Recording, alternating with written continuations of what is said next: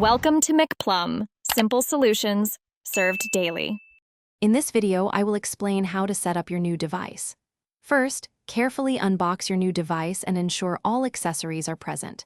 Next, connect the power adapter and fully charge the device. This often takes several hours. Once charged, locate the power button, usually on the side or top, and press it to power on your device. This initiates the very first steps of your setup journey. Now, let's configure some basic settings. You'll first be prompted to select your preferred language and region. Choose the options that best suit you. Then, connect to a secure Wi-Fi network. This is crucial for downloading necessary updates and accessing online features.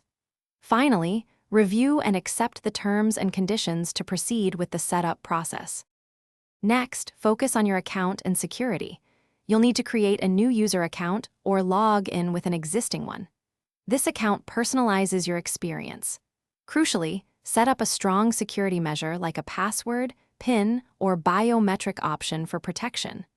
Also, enable automatic software updates to keep your device secure and running smoothly with the latest features.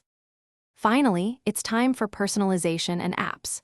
Explore your device's settings to customize the display, sounds, and notification preferences to your liking. Then, visit the official App Store to download your essential applications.